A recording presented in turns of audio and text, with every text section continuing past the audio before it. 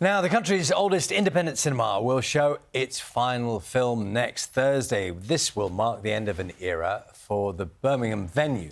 Now, the Electric first opened its doors in 1909, converted from a taxi rank. But the lasting impact of COVID, the rising cost of living, means many of these cinemas have been forced to close. So we're joined here in studio by Charles Morris, who runs 6 cinemas across the north of England. Morning to you, Charles. Good morning.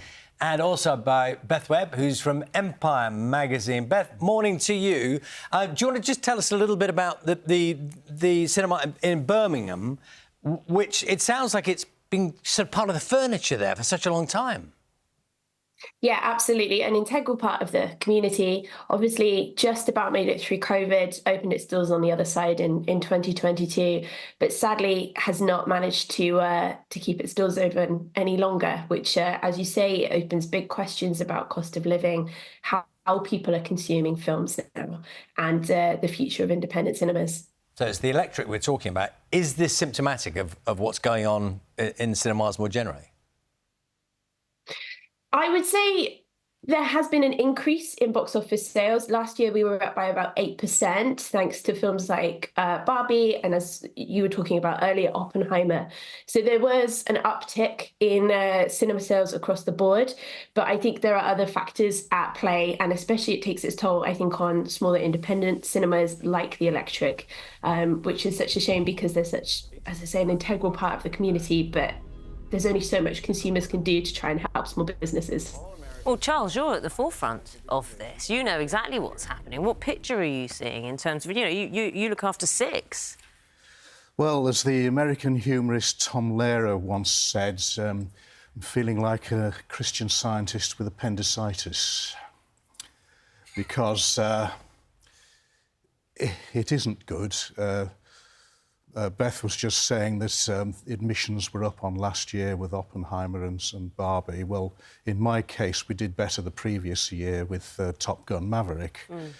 And currently, the admissions in the cinemas, in my cinemas, are about half what they were in 2018. And what are you doing, actively doing now, to encourage more people? Because you can only have so much say over the films that are available, aren't you? It's about the experience, I suppose, to get them into independent cinemas. Well, this is what we try to sell. We do things differently from the multiplex operators, and our customers like that. The problem, one of the problems, apart from the lack of films, is that people, particularly the older people, have rather got out of the habit of coming to the cinema. And they sort of maybe think, yes, I'll go back to the cinema one of these days, but time marches on, and the bank statements come in, and I think, and we just wish they'd come back a bit sooner. I mean, I met someone in the post office last week who was talking about what's that film that's come out about the building a house next to the concentration camp. OK, but this is a recent release film. Yes, yeah? And he was saying, well, maybe I'll come and see that, and maybe. And I said, well, just give it a go. I mean, 90% of the people would enjoy 90% of the films on release if they'd only give them a chance. That was Zone of Interest. That was the film that you were talking about. Interest, yeah, that was it. Beth, there is that fear, isn't there, that if they go, the joy of an independent cinema, if you can... I mean, they might be more expensive, they might be a little bit more out of the way, but the joy of those are tangible, aren't they, compared to the multiplexes sometimes? Absolutely. I always find, and I do have a soft spot for multiplexes, but I always find independent cinemas just have so much more charm and personality. And there is a feeling when you are departing with your money, it's going to something a lot closer to home.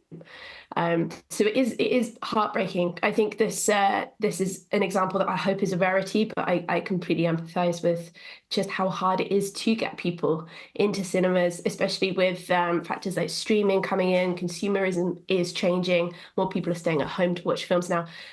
Yes, it is a heartbreaking thing to see. Yeah, Beth, thank you very much. Charles, thank you as well. Your cinemas are in, if people want to know, you've got cinemas in Leeds, in Elland, in Keighley, in Windermere, Skipton and Ulverston. So those are places that all have independent cinemas. Nice to see you here this morning. Thank you. Thank you.